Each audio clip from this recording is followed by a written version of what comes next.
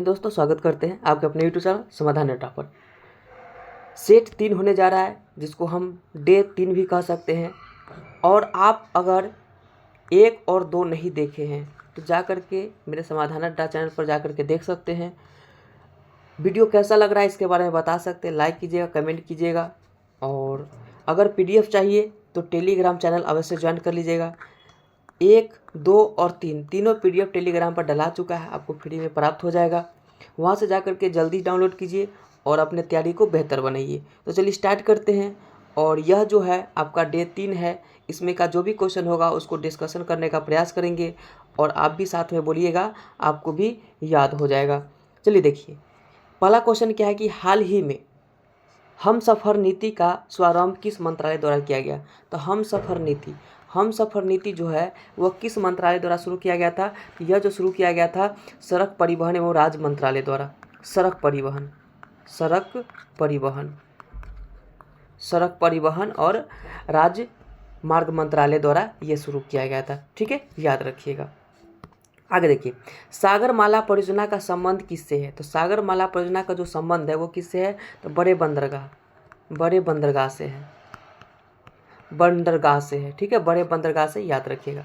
भारतमाला परियोजना का जो संबंध है वो किससे है। तो भारतमाला परियोजना का जो संबंध है किससे है। तो राष्ट्रीय राजमार्ग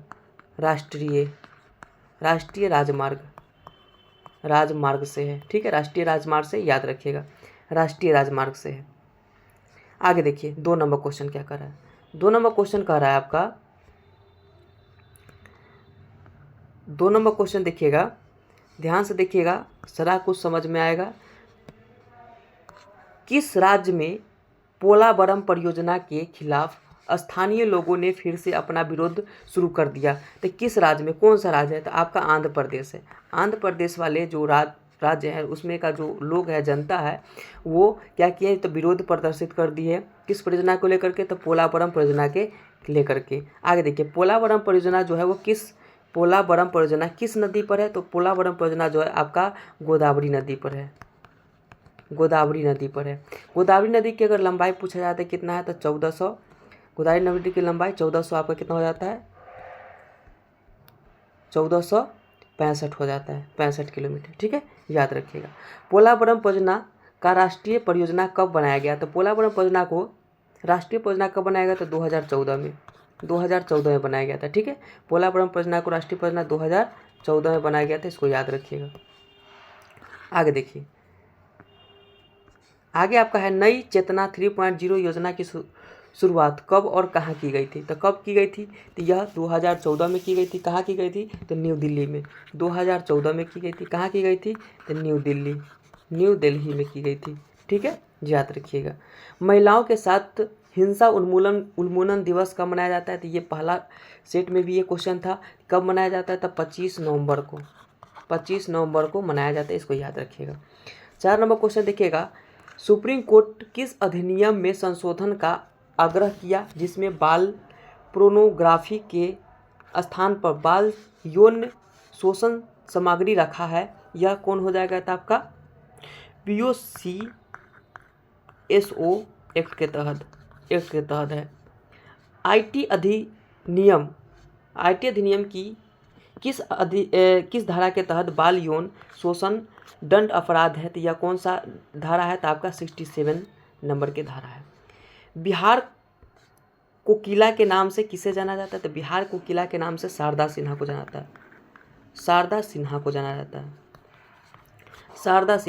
जाता है। आगे देखिए, आगे आपका है विश्व के सर्वाधिक प्रतिष्ठित फिल्म पुरस्कार ऑस्कर पुरस्कार। आप ये जान लीजिए कि ऑस्कर पुरस्कार का जो शुरुआत हुआ था वो 1929 को हुआ था। ये आप लोगों को पता होना चाहिए, 1929 को हुआ था। और इस बार कौन सी फिल्म भारत का प्रतिनिधित्व कर रहा है। तो कौन कर रहा है। आपका लापता लेडी कर रहा है। ठीक है, प्रतिनिधि कर रहा है। यहाँ से आपका ये क्लियर हो जाएगा। आगे देखिए, ऐसे व्यक्ति जिन्हें फिल्म जगत में जीवन पर्यंत उपलब्धि के लिए ऑस्कर पुरस्कार दिया गया था। तो कौन थे। सत्यजीत रे, ये आप लोग को पता होगा। देसी गाय को राज्य माता का दर्जा कौन सा राज्य दिया है? तो महाराष्ट्र दिया है, महाराष्ट्र दिया है। कौन सा राज्य दिया है? तो महाराष्ट्र दिया है। आगे देखिए, वैदिक सभ्यता में गाय के लिए कौन सा शब्द का प्रयोग किया गया? तो अधन्य, अधन्या प्रयोग किया गया, जिसे न मारने योग्य कहा जाता है, वैसे गाय को अधन्या बोला गया। हाल ही में 7वीं आवधिक श्रम बल सर्वेक्षण वार्षिक रिपोर्ट किस संस्था द्वारा जारी किया गया है? तो किस संस्था द्वारा किया गया? तो श्रम ब्यूरो द्वारा, श्रम ब्यूरो द्वारा जारी किया गया है। भारत में रोजगार और बेरोजगारी के आंकड़े कौन जारी करता है? तो भारत में रोजगार और बेरोजगारी के जो आंकड़े हैं वो NSSO जारी करता है, NSSO जारी करता है। बिहार में पहले डाई पोर्ट का जो डाई पोर्ट है उसका उद्घाटन कहाँ किया गया? तो बिहार में किया गया है, सॉरी बिहार में किया गया, लेकिन कौन सा जिला में किया गया? तो पटना में किया गया, पटना में। पटना में कहाँ किया गया? तो बिहटा है ना, बिहटा जानते होंगे, जो पटना में रहते होंगे, बिहटा के करीब किया गया है।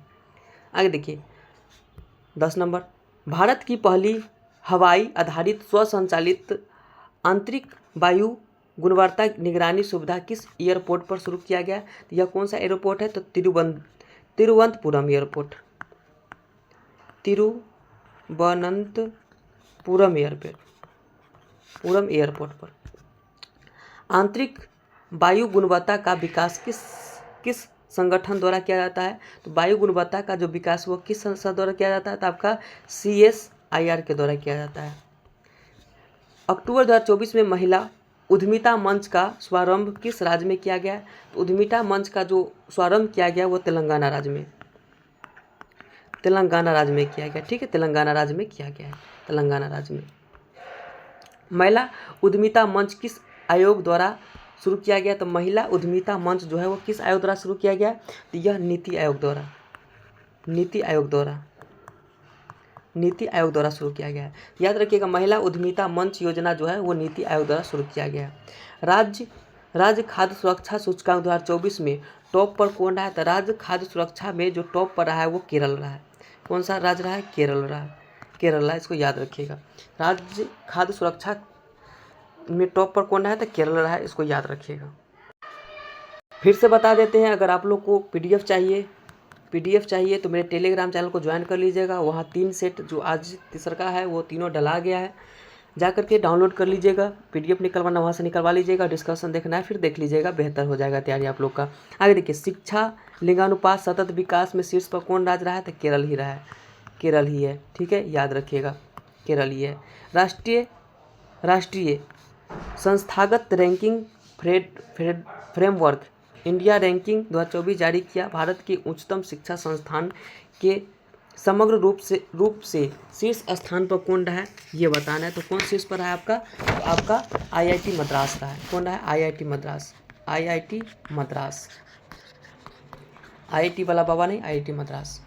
चलिए आगे देखिए, इंडिया रैंकिंग 2024 का कौन सा संस्करण जारी किया? तो इंडिया रैंकिंग 2024 का जो संस्करण जारी किया है 9वां संस्करण जारी किया है, 9वां।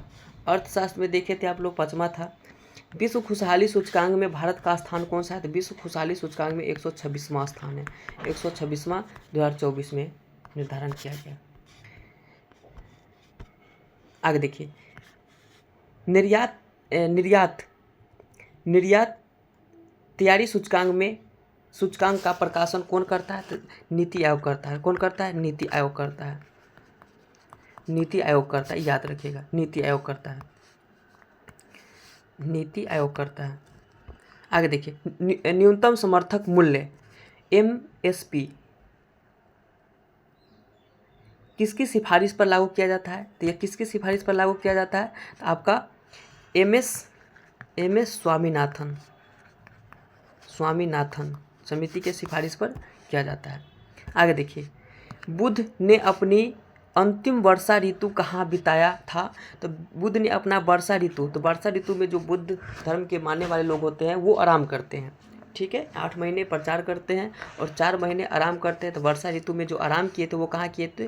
तो वैशाली में किए थे, वैशाली में। ठीक है, याद रखिएगा। आगे देखिए, वैश्विक पर्यावरण आउटलुक रिपोर्ट किस संस्था द्वारा जारी किया जाता है? तो वैश्विक पर्यावरण आउटलुक रिपोर्ट जो है वो UNEP united nation environment programme द्वारा ये जारी किया जाता है। इसका जो गठन हुआ था 1972 में हुआ था, 1972 में हुआ था, याद रखिएगा। और हेडक्वार्टर कहाँ है? तो नैरोबी में है, नैरोबी में है। ठीक है। सुरक्षा संसाधन एवं विकास संगठन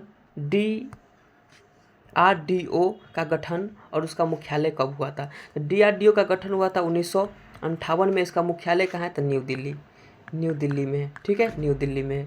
DRDO 1958 न्यू दिल्ली।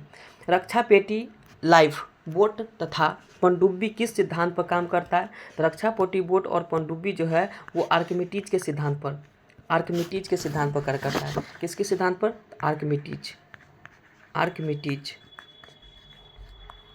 आर्किमिडीज के सिद्धांत पर कार्य करता है। आगे देखिए, भारत की सबसे बड़ी निर्माणाधीन परियोजना कौन सी है? तो सरदार सरोवर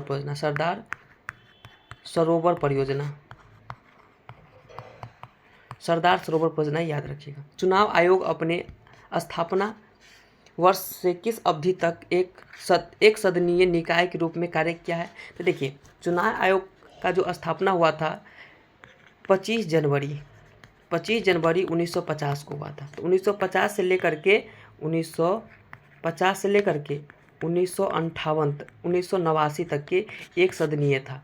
ठीक है। और प्रथम चुनाव आयुक्त कौन थे? तो सुकुमार सेन। कौन थे आपका? तो सुकुमार सेन थे, याद रखिएगा। 23 नंबर देखिए, 23 नंबर क्या करा कि राष्ट्रीय आपातकाल समाप्त करने का संकल्प किस सदन द्वारा पारित किया जाता है? ये लोकसभा के द्वारा किया जाता है। लोकसभा के द्वारा किया जाता है राष्ट्रीय आपातकाल समाप्त करने का। आगे देखिए, अगर आप लोग को ना पता है तो फिर से बता देते हैं। PDF चाहिए तो टेलीग्राम ज्वाइन कर लीजिएगा तो वहाँ फ़ायदा भी होगा, क्योंकि डेली क्यूज होता है, डेली लुसेंट का होमवर्क मिलता है और 7 बजे से उसका डिस्कशन किया जाता है। तो एक जगह से बहुत फ़ायदा होने वाला है, इसलिए ज्वाइन कर लीजिए। PDF भी प्राप्त हो जाएगा जो आप लोग पढ़ रहे हैं से। चलिए आगे देखिए, ऑरोरा ऑस्ट्रेलियाज तथा ऑरोरा बोरियोलिस जैसी परिघटना किस मंडल में होता है? तो आयन मंडल में होता है। ठीक है, थोड़ा पेन है, वो से सही से नहीं लिखाता है। सौरमंडल में कौन से दो ग्रह जो पूर्व से पश्चिम की ओर घूमते हैं? तो सौरमंडल में वह दो ग्रह है, वो ग्रह कौन है? तो शुक्र और अरुण है। ठीक है, जो पूर्व से पश्चिम घूमता है, सूर्योदय पश्चिम से पूर्व होता है, याद रखिएगा। मेंडुला मस्तिष्क किस भाग से संबंधित है? तो मेंडुला मस्तिष्क जो है वो किस भाग से संबंधित है? आपका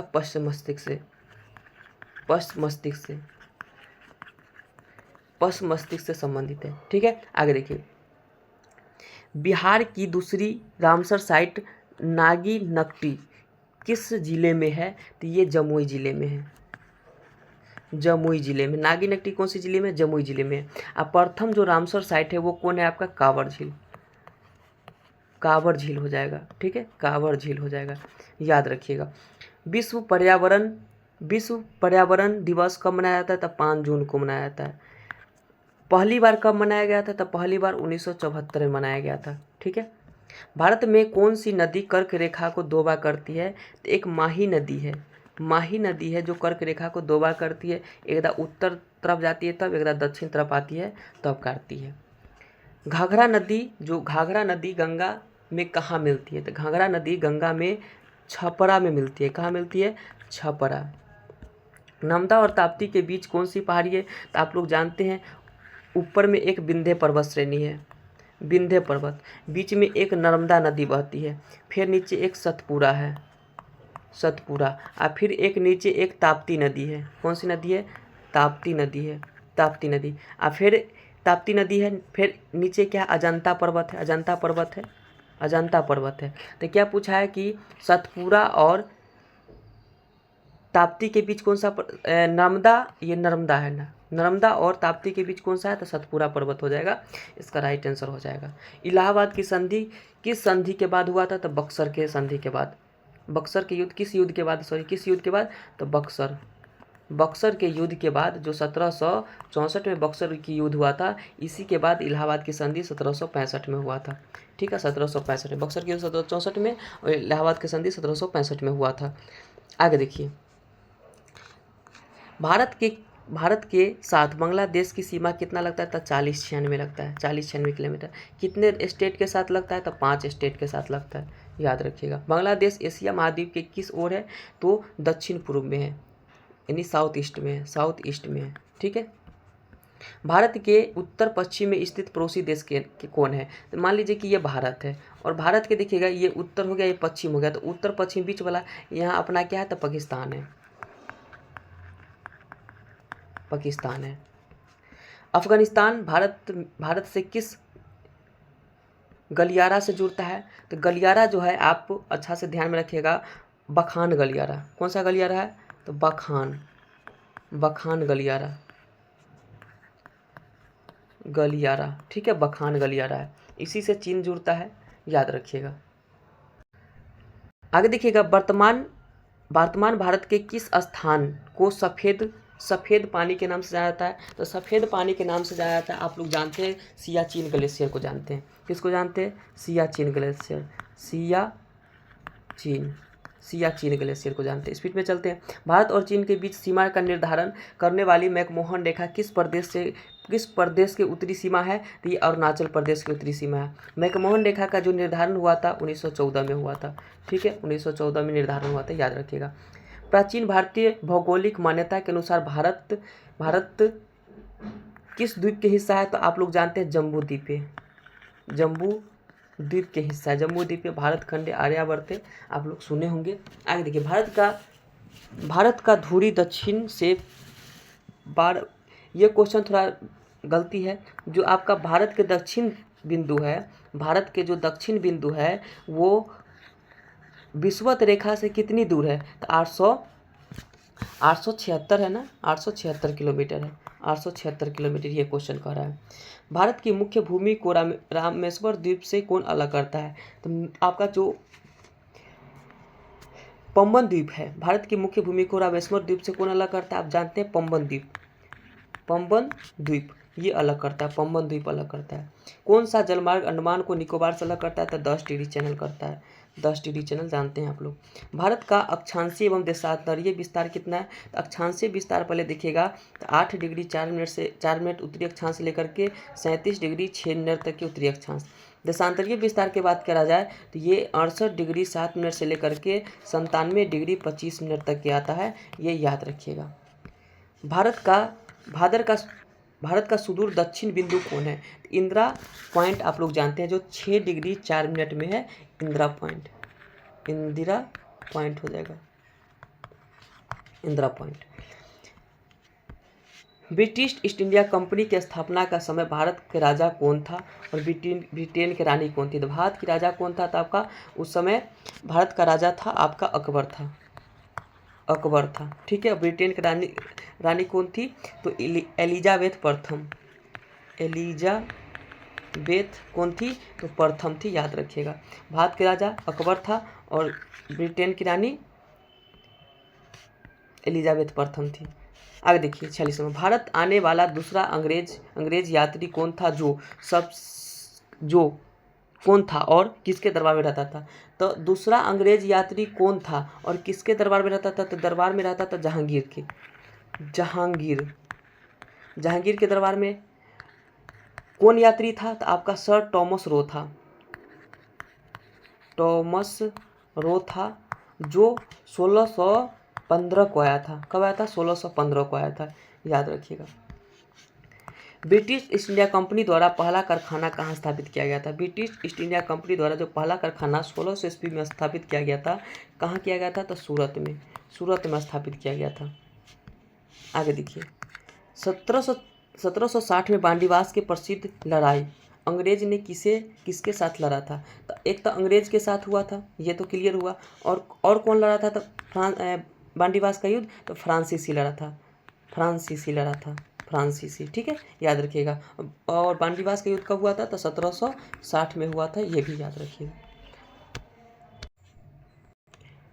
चलिए आगे देखिए, 49 नंबर है, तृतीय कर्नाटक युद्ध किस संधि के तहत समाप्त हुआ था। तो आप लोग जानते हैं तृतीय कर्नाटक युद्ध जो था वो कब से कब तक था, तो 1756 से लेकर के 1763, 1756 से लेकर के 1763। तो जब ये लास्ट होगा युद्ध उसी समय संधि होगा। तो 1763 में एक पेरिस के संधि हुआ था, पेरिस के संधि हुआ था। इसी संधि के द्वारा 1763 में ये तृतीय कर्नाटक युद्ध समाप्त हुआ था। जिस समय तृतीय कर्नाटक युद्ध हो रहा था उसी समय आपका सप्तवर्षीय युद्ध चल रहा था, सप्तवर्षीय युद्ध चल रहा था। औपनिवेशिक शासन को सर्वप्रथम कहाँ स्थापित किया गया था। तो ये औपनिवेशिक है ना, ये अंग्रेज औपनिवेशिक है। अंग्रेज औपनिवेशिक को प्रथम बार जो स्थापित किया गया था बंगाल में स्थापित किया गया था, याद रखिएगा। किस युद्ध की समाप्ति के बाद अंग्रेजों ने भारत पर पूर्ण शासन सत्ता स्थापित कर लिया था। तो वो कौन सा युद्ध था जिसके समाप्ति के बाद स्थापित किया था, तो बक्सर का युद्ध। बक्सर का युद्ध कब हुआ था, तो 1764 में हुआ था बक्सर का युद्ध। अंग्रेजी शासन में भारत का कौन सा क्षेत्र अफीम उत्पादन के लिए, क्या तो अफीम उत्पादन के लिए प्रसिद्ध था, तो बिहार था। अफीम उत्पादन के लिए प्रसिद्ध था बिहार। ईस्ट इंडिया कंपनी के किस गवर्नर को